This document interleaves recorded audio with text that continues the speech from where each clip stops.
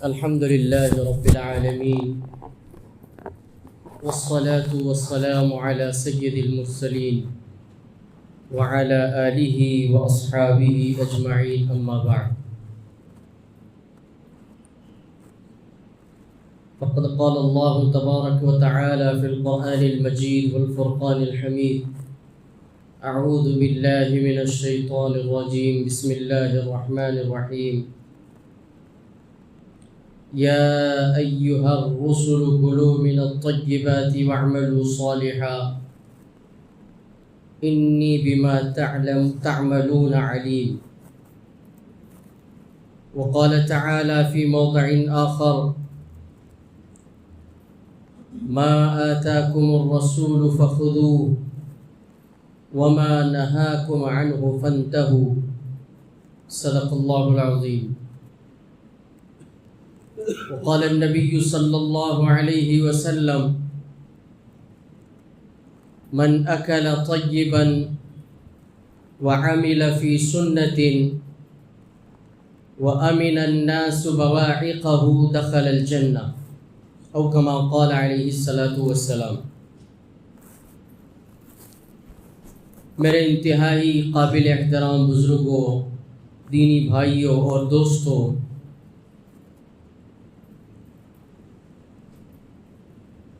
میں نے آپ حضرات کے سامنے نبی پاک صلی اللہ علیہ وسلم کی ایک حدیث جو سنن ترمذی میں موجود ہے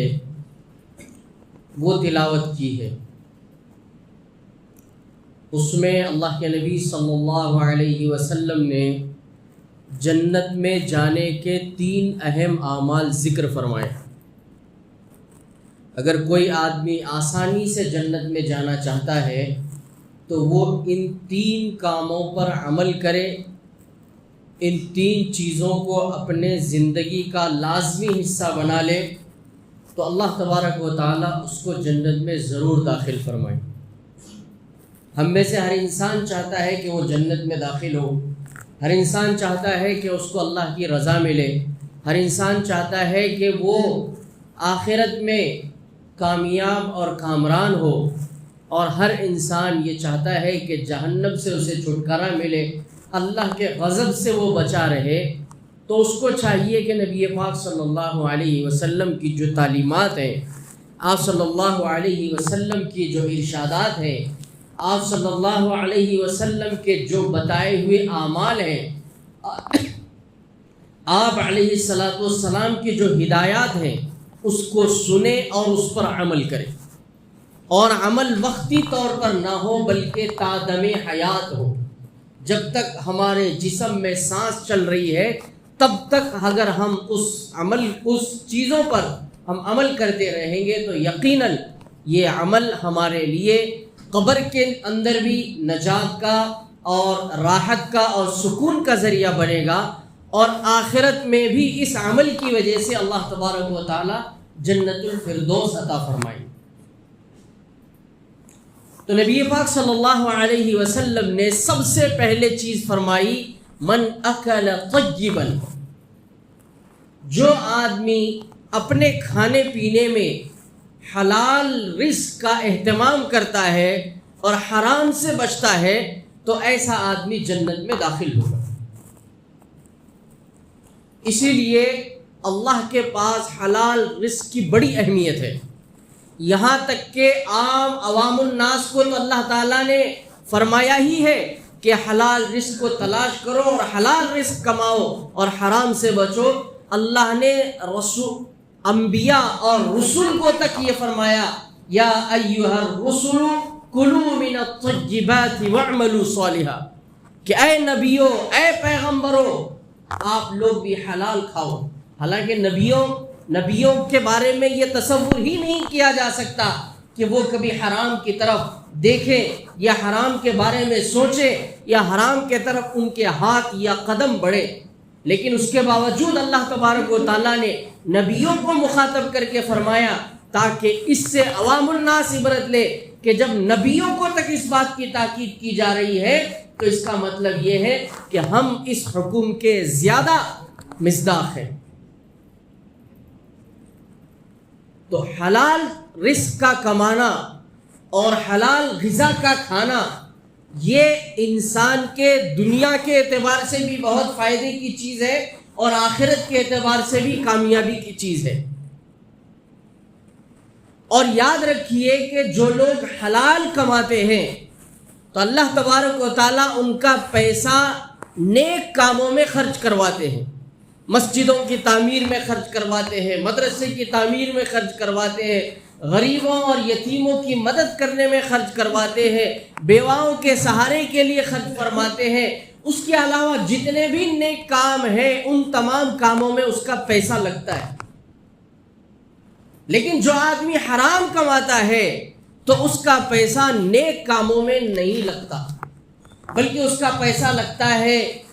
عیاشی میں، اس کا پیسہ لگتا ہے گناہوں میں، شراب میں، شباب میں، اس کا پیسہ لگتا ہے رسم و رواج میں، اس کا پیسہ لگتا ہے فضول خرچی میں، اس کا پیسہ لگتا ہے ایسی چیزوں میں جس کے اوپر کوئی اجر و ثواب نہیں۔ اور یاد رکھیے کہ یہ جو مال ہے، جس طریقے سے انسان کو اس کے اعمال کے بارے میں کل قیامت میں سوال ہوگا، ایسے ہی اس کے مال کے بارے میں بھی سوال ہوگا۔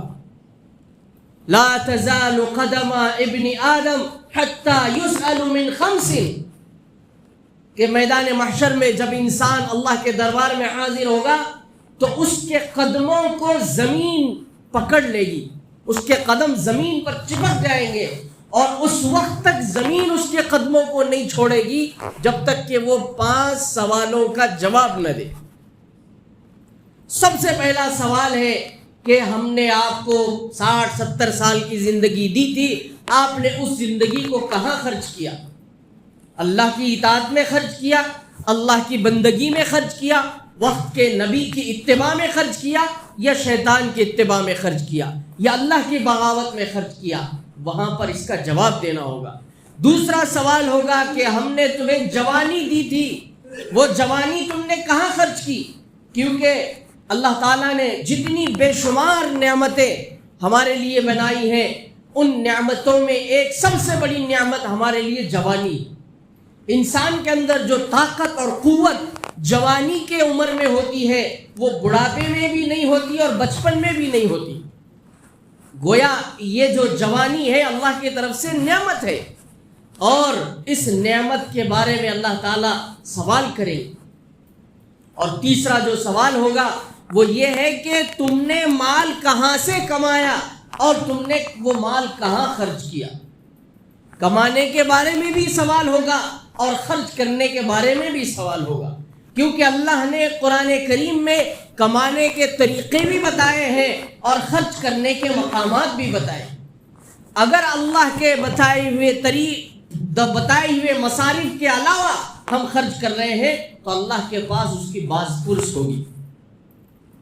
تو عزیزان گرامی، اس حدیث سے ہمیں معلوم ہوتا ہے اور قرآن کریم کی آیتوں سے ہمیں معلوم ہوتا ہے کہ اللہ کے نزدیک اعمال کے ساتھ ساتھ مال کے بارے میں بھی سوال ہوگا کہ حلال مال کماؤ اور حلال غذا اپنے پیٹ میں ڈالو، اس لیے کہ یہ حلال مال اور یہ حلال غذا تمہارے لیے دنیا میں بھی نفع دے گی اور آخرت میں بھی نفع دے گی۔ حدیث میں آتا ہے کہ من اکل لقمۃ من حرام، کہ جو آدمی حرام کا ایک لقمہ بھی اس کے پیٹ میں جاتا ہے، لم تقبل صلاته 40 یوما، کہ 40 دنوں تک اس کی نماز قبول نہیں ہوتی۔ ولم يقبل دعاؤه 40 یوما، اور اس کی کوئی دعا بھی 40 دنوں تک قبول نہیں ہوتی۔ تو کتنا بڑا وبال، کتنے بڑے وبال کی بات ہے کہ ہم حرام کما رہے ہیں اور حرام سے اپنا پیٹ بھی بھر رہے ہیں، اپنے گھر والوں کا بھی پیٹ بھر رہے ہیں، اپنے بچوں کی پرورش بھی حرام کے مال سے کر رہے ہیں۔ یاد رکھیے، جو جسم حرام کے مال سے پرورش پاتا ہے، جو بیوی حرام کے مال سے گھر میں پلتی ہے، وہ بیوی کبھی وفادار نہیں ہو سکتی۔ جو اولاد حرام کے مال سے پلتی ہے، وہ اولاد آپ کے لیے کبھی بھی بڑھاپے کا سہارا نہیں بن سکتی۔ تاریخ میں ایسے ہزاروں واقعات آپ کو ملیں گے کہ جن کے والدین نے حلال اور حرام کی پہچان کے ساتھ، حلال اور حرام کی تمیز کے ساتھ اپنے بچوں کی پرورش کی، اپنے بچوں کو کھلایا پلایا، تو ظاہری طور پر، وقتی طور پر وہ اولاد غریب اور غربت میں رہی، لیکن اللہ تعالیٰ نے ان کے نسلوں میں بلینئرس اور ملینئرس پیدا کیے۔ اور جو لوگ حرام کے ذریعے اپنے خزانے بھرے ہوئے تھے، حرام کے ذریعے اپنے اکاؤنٹس بھرے ہوئے تھے، ایک وقت ایسا آیا کہ وہ لوگ، ان کی نسلوں میں ایسے لوگ پیدا ہو گئے کہ لوگ ان کو زکوٰۃ اور صدقہ دے رہے تھے۔ حضرت عمر ابن عبدالعزیز رحمۃ اللہ علیہ امیر المؤمنین ہے، لیکن نہایت شریف اور نہایت خدا ترس اور بہت ہی نیک بادشاہ گزرے۔ ان کے اپنے ذاتی اعمال کا اثر یہ تھا، جب بادشاہ نیک ہوتا ہے، بادشاہ جب خدا ترس ہوتا ہے، بادشاہ جب ایماندار ہوتا ہے، بادشاہ جب قوم کا ہمدرد ہوتا ہے، تو اس کے اثرات عوام پر بھی پڑتے ہیں۔ تو عوام کے اندر بھی ایمانداری آ جاتی ہے، عوام کے اندر بھی ایک دوسرے کے ساتھ ہمدردی کا جذبہ پیدا ہو جاتا ہے، یہاں تک کہ یہ اثر جانوروں پر بھی دیکھنے ملتا ہے۔ تو عمر بن عبدالعزیز رحمۃ اللہ علیہ انصاف پسند بھی تھے، خدا ترس بھی تھے، اللہ کو ڈر کر زندگی گزارنے والے تھے۔ تو ان کے عدل و انصاف کا اثر یہ تھا کہ ایک تاریخ کی کتابوں میں لکھا ہے کہ ان کے زمانے میں 2-2.5 سال کا ان کا دور ہے خلافت کا، ان کے زمانے میں جنگل میں شیر اور بکریاں ایک ہی چراگاہ میں چرتی تھی۔ تو جیسا حاکم ہوگا، جیسا ہمارے لیڈرز ہوں گے، اس کا اثر ویسے ہی عوام کے اوپر پڑے گا۔ تو ان کے بارے میں آتا ہے کہ جب ان کا انتقال ہوا تو وراثت میں صرف 17 دینار انہوں نے چھوڑے۔ کتنے دینار؟ 17 دینار۔ آدھی دنیا سے زیادہ زمین پر حکومت کرنے والا بادشاہ، لیکن جب دنیا سے رخصت ہو رہا ہے تو کتنے دینار ہیں ان کے پاس؟ صرف 17 دینار۔ اور بیٹے کتنے؟ 11 بیٹے۔ ان 17 دینار میں سے 5 دینار ان کی تجہیز اور تکفین میں خرچ ہو گئے، 2 دینار قبر کی جو زمین ہے وہ زمین خریدنے میں خرچ ہو گئے، بچے 10 دینار۔ تو یہ 10 دینار ان کے بچوں میں تقسیم ہو گئے۔ تو 11 بچوں کو 10 دینار تقسیم کرنا ہے، تو اس سے اندازہ ہوتا ہے کہ ایک بیٹے کو مکمل 1 دینار بھی نہیں نصیب ہوا۔ اور جب عمر بن عبدالعزیز رحمۃ اللہ علیہ، عمر بن عبدالعزیز کا انتقال ہوا تو ان کے جگہ پر ہشام بن عبد الملک تخت پر بیٹھا۔ وہ بادشاہ بہت نیک نہیں تھا بلکہ خائن تھا، اور جب وہ دنیا سے چلا گیا تو اس کے ایک ایک بیٹے کو 1 لاکھ درہم وراثت میں ملے۔ ایک بادشاہ وہ ہے جس کے وراثت میں کچھ بھی نہیں ہے، اور ایک بادشاہ وہ ہے جس کی وراثت میں ایک ایک بیٹے کو 1 لاکھ درہم مل رہے ہیں۔ تو اس سے اندازہ لگا سکتے ہیں ہم کہ عمر بن عبدالعزیز رحمۃ اللہ علیہ نے کتنی قناعت کے ساتھ، کتنی ایمانداری کے ساتھ، کتنے عدل و انصاف کے ساتھ زندگی گزارا، اور انہوں نے بیت المال کو، عوام کے پیسوں کو اپنا پیسہ اور بیت المال کو اپنے مرضی کے مطابق انہوں نے خرچ نہیں کیا۔ اور ایک بادشاہ یہ ہے۔ تو جو راوی ہے وہ یہ فرماتے ہیں کہ میں نے دیکھا کہ اللہ تبارک و تعالیٰ نے عمر ابن عبدالعزیز رحمۃ اللہ علیہ کی اولاد میں ایسے لوگوں کو پیدا کیا، ایسے مالدار لوگوں کو پیدا کیا کہ جو ایک ایک دن میں 100 گھوڑے صدقہ کرتے تھے، 100 اونٹ صدقہ کر دیتے تھے۔ اور میں نے ان لوگوں کو بھی دیکھا، ہشام بن عبد الملک کی اولاد کو بھی دیکھا کہ ایک دور ان کی اولاد پر ایسا آیا کہ وہ مسجد کے باہر بھیک مانگتے ہوئے بیٹھے رہتے اور لوگ انہیں صدقہ اور خیرات ان کے جھولی میں ڈالتے۔ تو اولاد کی اگر پرورش ہم حلال مال سے کریں گے، ان کو حلال کھلائیں گے، ان کو حلال پہنائیں گے، ان کو حلال کی کمائی سے تعلیم و تربیت دیں گے، تو یہ اولاد آگے چل کر ہمارے لیے ذخیرہ آخرت بن سکتی ہے، ورنہ یہ اولاد ہمارے لیے وبال جان بھی بن سکتی ہے۔ تو اس لیے عزیزان گرامی، حلال کمانے کا اور حلال چیزوں میں خرچ کرنے کا اہتمام کریں تو اللہ تبارک و تعالیٰ کہ نبی صلی اللہ علیہ وسلم فرماتے ہیں کہ ایسا آدمی جنت میں جائے۔ ایک عمل تو وہ ہے کہ جو آدمی حلال کمائے گا تو اللہ تبارک و تعالیٰ اس کو جنت میں داخل فرمائیں گے۔ دوسرا عمل یہ ہے من عمل فی سنت، کہ حلال کھانے کے ساتھ ساتھ نبی پاک صلی اللہ علیہ وسلم کی ایک ایک سنت پر وہ عمل کرے، آپ صلی اللہ علیہ وسلم کی سنتوں کی اتباع کرے، اس پر عمل کرے، تب جا کر کے اللہ تعالیٰ اس کو جنت میں داخل فرمائے۔ اور اللہ نے خود قرآن کریم میں یہ بیان فرمایا ہے، قل ان کنتم تحبون اللہ فاتبعونی یحببکم اللہ ویغفر لکم ذنوبکم، کہ اے لوگو اگر تم یہ چاہتے ہو کہ اللہ تعالیٰ سے تمہیں محبت ہے یا اللہ تبارک و تعالیٰ تم سے محبت کرے تو فاتبعونی، یعنی محمد صلی اللہ علیہ وسلم کی اتباع کرو، ان کے طور طریقوں کو اپناؤ، ان کی تعلیمات پر عمل کرو، تو اللہ تعالیٰ یغفر لکم ذنوبکم، تمہارے گناہوں کو بھی معاف کر دے۔ تو رسول اللہ کی اتباع یہ جنت میں جانے کی ضمانت ہے۔ صحابہ کی زندگیوں کو آپ دیکھیے اٹھا کر کے کہ صحابہ نبی پاک صلی اللہ علیہ وسلم کی ایک ایک سنت کو دریافت کر کے اس پر عمل کرتے تھے۔ ایک مرتبہ عمر ابن خطاب رضی اللہ تعالیٰ عنہ خانہ کعبہ میں تشریف لے گئے اور طواف کرنے کے بعد حجر اسود کے سامنے کھڑے ہوئے اور کھڑے ہو کر کے حجر اسود کو بوسہ دیا، اور اس کے بعد حجر اسود کو مخاطب کر کے فرمایا کہ اے حجر اسود، تو ایک پتھر ہے، تو ایک پتھر ہے، میں تجھے بوسہ صرف اس وجہ سے دیتا ہوں کہ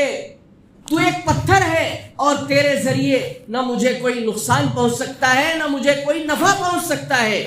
لیکن نبی پاک صلی اللہ علیہ وسلم کو میں نے اپنی آنکھوں سے دیکھا ہے تجھے چومتے ہوئے، تجھے بوسہ دیتے ہوئے، اس لیے میں نبی پاک صلی اللہ علیہ وسلم کی اتباع میں تجھے بوسہ دے رہا ہوں۔ ایک مرتبہ حذیفہ بن یمان رضی اللہ تعالیٰ عنہ کو مسلمانوں کی طرف سے سفیر بنا کر کے ایران کے بادشاہ کے سامنے، ایران کے بادشاہ کے دربار میں بھیجا گیا۔ جو آدمی ان کو لے گیا تو اس نے کہا کہ آپ ایرانیوں کی تہذیب کا خیال رکھیں۔ جب دسترخوان، شاہی دسترخوان لگایا گیا اور حذیفہ بن یمان رضی اللہ تعالیٰ عنہ بادشاہ کے ساتھ اور گورنروں کے ساتھ اور وزراء اور امراء کے ساتھ بیٹھ کر دسترخوان پر کھانا کھانے لگے تو آپ کے ہاتھ سے لقمہ گر گیا۔ تو جس آدمی نے ان کو لے کر کے گیا تھا وہ ان کے بازو میں بیٹھا ہوا تھا، وہ یہ کہنے لگا کہ اے حذیفہ، اب یہ لقمہ جو دسترخوان پر گرا ہے اب اس کو مت اٹھانا، اگر تم اٹھاؤ گے تو یہ لوگ تمہیں غیر تہذیب یافتہ سمجھیں گے۔ تو حذیفہ بن یمان رضی اللہ تعالیٰ عنہ نے فرمایا اترک سنت نبی محمد صلی اللہ علیہ وسلم لہؤلاء الحمقاء، کیا میں نبی پاک صلی اللہ علیہ وسلم کی سنت کو چھوڑ دوں ان بے وقوفوں کی وجہ سے؟ انہوں نے فوراً لقمہ اٹھایا اور کھا لیا۔ تو صحابہ سنتوں پر عمل کرنے کے لیے بالکل جھجکتے نہیں تھے، کتراتے نہیں تھے، ایک ایک چھوٹے سے چھوٹے عمل کو نبی پاک صلی اللہ علیہ وسلم کی اپناتے تھے۔ صلح حدیبیہ کے موقع پر حضرت عثمان غنی رضی اللہ تعالیٰ عنہ کو مسلمانوں کے طرف سے ترجمان بنا کر مصالحت کے لیے مکہ بھیجا گیا، تو جس کے پاس آپ رکے ہوئے تھے انہوں نے کہا کہ کل مشرکین مکہ کے ساتھ ہماری میٹنگ ہے، تو آپ جب کپڑے پہنے تو تھوڑا سا اچھے کپڑے پہنے۔ حضرت عثمان غنی رضی اللہ تعالیٰ عنہ نے جو کپڑے ان کے پاس تھے وہ انہوں نے پہنا اور جب انہوں نے پاجامہ پہنا تو ٹخنوں سے اوپر پہنا. تو وہ جو صاحب ان کو لے جا رہے تھے، جن کے پاس وہ مقیم تھے، تو انہوں نے کہا کہ یہ ٹخنوں کے اوپر پاجامہ پہننے کو عرب کے لوگ برا سمجھتے ہیں، وہ ٹخنوں کے نیچے پاجامہ پہننے کو فخر کی چیز سمجھتے ہیں، امیروں کی شان سمجھتے ہیں، اور ٹخنے کے اوپر پاجامہ پہننا یہ غریب لوگوں کی علامت سمجھی جاتی ہے. تو حضرت عثمان غنی رضی اللہ تعالیٰ عنہ نے وہاں پر بھی یہ فرمایا کہ ٹخنوں کے اوپر پاجامہ پہننا یہ میرے نبی محمد صلی اللہ علیہ وسلم کی سنت ہے، اور میں اس سنت کو ان مشرکین مکہ کی وجہ سے چھوڑ نہیں سکتا.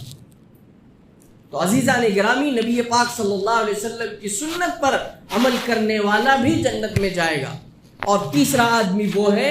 کہ جس سے دوسرے مسلمان اس کے شر سے محفوظ رہے. ہر آدمی کو اپنے آپ سے یہ عہد کرنا چاہیے کہ مجھ سے کسی کو تکلیف نہ ہو، میری وجہ سے کوئی آدمی اذیت میں نہ آئے، میری وجہ سے اللہ کی کوئی مخلوق تکلیف میں نہ آئے. ہر آدمی اپنے آپ کو اس کا پابند بنائے گا تو دنیا سے ظلم ختم ہو جائے گا، دنیا سے دہشت گردی ختم ہو جائے گی، دنیا سے گنڈا گردی ختم ہو جائے گی. یہ جو روزانہ قتل کے واقعات ہیں، روزانہ مرڈر کے واقعات ہیں، اور پوری دنیا میں جو جنگی حالات پیدا ہو رہے ہیں، اگر ہر آدمی نبی پاک صلی اللہ علیہ وسلم کی اس سنت پر عمل کرے گا کہ میری وجہ سے کسی کو تکلیف نہ ہو، اس سنت پر اگر عمل کرے گا تو پوری دنیا میں امن و امان قائم ہو جائے گا. صحابہ رضی اللہ تعالیٰ عنہم اجمعین اور آپ کے بعد جو بزرگان دین ہیں، انہوں نے تو انسان جانوروں کو بھی تکلیف پہنچانے سے انہوں نے اپنے آپ کو بچایا.